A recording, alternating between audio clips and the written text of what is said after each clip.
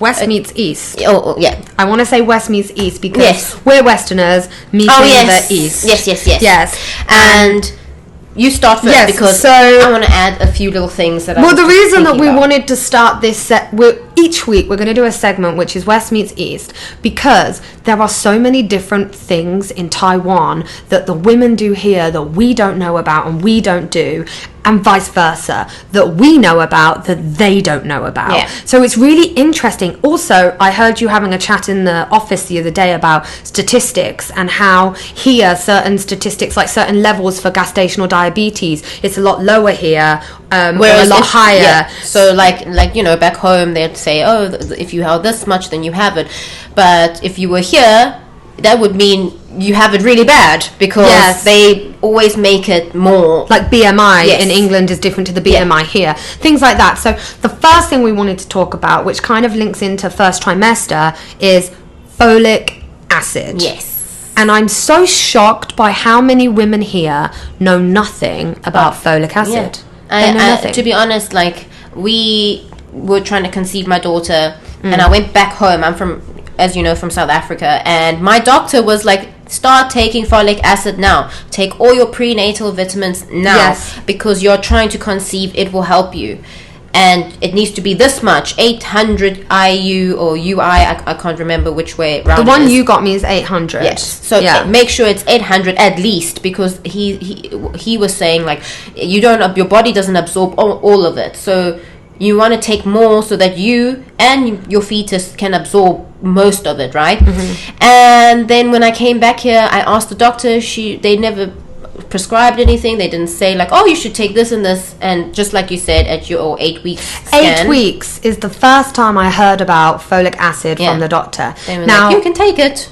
I knew about it before, because I'd done research about, because I was trying to get pregnant, because previously I had an ectopic pregnancy, which again we'll do another episode. That's a whole new episode. But I took folic acid 3 months before I got pregnant, because when I researched and I'd asked other people, they say you should start taking folic acid before you get pregnant, not when you're pregnant, before you get pregnant, at least 3 months before you get pregnant, and then you can take it up to 12 weeks after you're pregnant. So the reason that folic acid is really important, I noted down a couple of things here. So it helps with neural tube development and spinal bifida. Is it spinal bifida? Yeah, spinal bifida. And it helps with it helps with your child growing, the growth, and to stop all of these, like, spinal bifida disease, and helps with the neural tube development. But things like that. Basically, anything like a deformity that you can prevent. Of course, not all deformities are preventable, you know, but it helps. Yes. So it's Do you know what really else good. it helps with? Fertility. Yeah, fertility. Yeah. It does help. That's if you're struggling to get pregnant, start taking folic acid. It may help. And of course, we're not doctors. We're not saying that we are. We're just like telling you our take on what happened to us when we were taking it. So you can always go and talk to your doctor, because I did talk to my doctor about it before I got pregnant, because I had to have some tests and exams before pregnancy, and I went and got my ovaries checked and my ovary age checked, and she said to me, oh yeah, you can take folic acid. So I was like, okay. So I did check it as well. But go to your doctor, ask as many questions. If you're trying for a baby, what do you need to start before you get pregnant, and then what can you take after? Because honestly, they only told me this at my 8 week. I had to ask, and it was a separate doctor. And of course, you know, everybody is different. Maybe you are like, oh, I didn't even know I was pregnant. That's okay. Yes. But we all want healthy, happy babies, right? So it's always good to make sure that you're taking the correct prenatal or as soon as you find out you're pregnant, start taking it, and if you're trying, take it before. And there's also another thing. So I don't know about in the UK, but in South Africa, when you find out you're pregnant, you get a blood test done immediately, even 4 weeks, 5 weeks. You go in for the blood test, you make sure everything's fine. Here, they don't do that. No. I was so confused. I was like, where's my blood test? I asked that at my last scan, and they said, oh, we can't do blood tests until after 10 weeks. Oh, no, but they're talking about the nips, like making sure everything's okay. But this blood test is just to confirm you're pregnant. Like, you know, like they usually... Oh, no, they just pee test here. Okay, so for us, that's what we did when we first find out in South Africa. My sister-in-law, they they gave her a blood test, and then they were like, yes, you're pregnant, and your hormone levels are like this and like this. It looks good. Now we just wait. They apparently can tell you, oh, your hormone levels aren't high enough, so you need to take an extra, I don't know, maybe to prevent miscarriage. I don't know if it can. Oh, that's interesting. Yeah, because she was like, oh, my hormone levels are normal, so it's good. And I was like, is there something you can test? She was like, yeah, they make sure that your hormone levels aren't too low, because that could mean something bad. I'm not sure if it's miscarriage, but I was like expecting that they do all those tests, and then I got there and they said, oh no, we just do a scan, and then you will do your 10-week NIPS test if you want. You can also say that you don't want to have it tested. Yes. So you have the option, but I still got it done. Cause in England, they don't really do anything until you're 12 weeks. Yeah. Like my friend, everything here is earlier. Like, I don't know why. I do like the healthcare system here in terms of that. It does put your mind at rest. Didn't you say that in England they have their first scan at 12 weeks? Yes. Yeah. Yeah, Here you can at have 12 it weeks. Yeah. At 7 weeks is the earliest you can go here. But I know there's someone that I knew recently that's trying, and I said to her, do you take folic acid? Yeah. You're trying, what's folic acid? And I was like, oh my God. And I had to send her loads of research on it, and I gave her some and said, give it to your doctor, talk to your doctor about it. I don't want to prescribe you with something, but I think she started taking it, and she's happy about that now. So folic acid, guys, if you're Taiwanese and you don't know what it is and you're trying, or you've just found out you're pregnant, start as soon as you can. Yes. And I thought I took too much. Yes. She was so worried. She was like, oh my gosh, I'm taking too much. It was over 1,000. Yes, and I did ask our friend who is a gynecologist. I was like, can you take too much? Because we found an article that said you can take too much, and she was like, you're not drinking a cup of it. That's taking too much. She was like, if you're taking 2 tablets, that's fine. 3 tablets, that's fine. But she was like, just keep it to 1,000 and you'll be okay, because you need it. Your body's not, you absorbing some of it, your baby's absorbing some of it.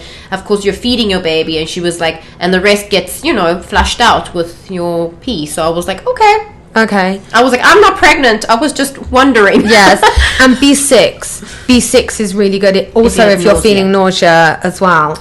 So yeah, I think that's our West meets East. Yeah. So I think that's enough for us to cover for our first episode. And to end the podcast, I would like to ask you, so in your first trimester, what are you using? What am I using? Products you love. I did a reel on our Instagram, so if you want to go and see a bit up close with a bit more detail, go and check that reel out. But I popped them here actually, just on the side. So I use vitamin C rose oil.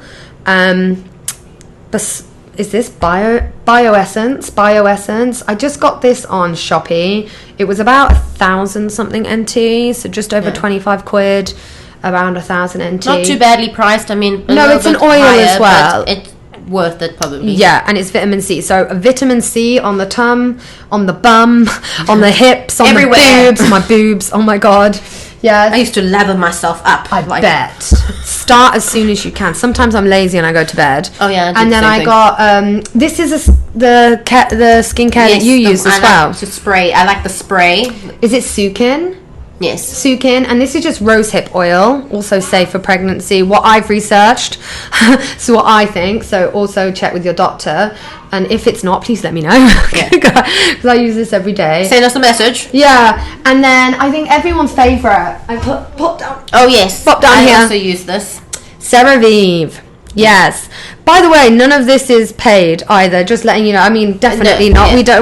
We're not a big enough platform. We just thought it'd be nice to let you know what we really enjoy. I also like to say that I use bio oil. So I don't know how much it is. I haven't used it in a while. I only used it when I was pregnant because I was like, I don't want too many stretch marks. You can get smaller amounts. So I got small one, but I actually used it so often because I used to literally get out the shower and put it everywhere, even on my face. I was like, it's gonna keep me young, but maybe not. But it's something that's great. I think it's a bit pricey here, but it's not too. It's cheaper than these options. Yeah.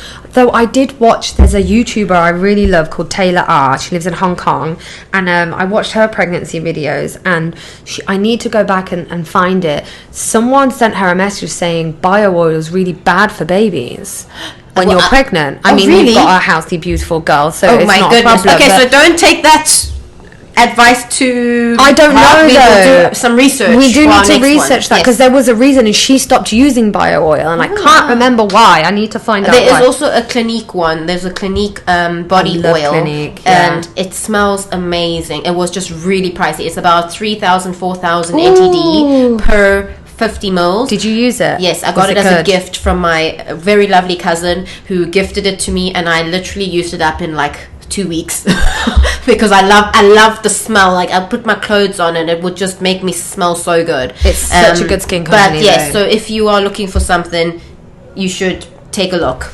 Okay, so next week, what are we're going to upload again on Tuesday. What's our topic going to be next week? We are going to talk about sex during pregnancy. I bet you've got some funny stories. Yes. I definitely have. And I'm only first trimester. Good God. I don't have a bump. My bump's not real. It's just blood. Oh my goodness. I can't wait. It's going to be a lovely... Positions. Positions. We're going to talk about, products that, again, at the end, I'll talk about things that helped a little bit. But yes, it's a very taboo subject, but I think it'll be fun. And again, if you're a sensitive person, please remember that this It's podcast is not for you. Okay, we're going to be going into every nook and cranny that we can, speaking and about remember, everything. No judgment here, and we'd like to keep it nice and open. Good. All right. Well, thank you for joining us for our first episode, and we'll see you next week. Yes. Bye, guys.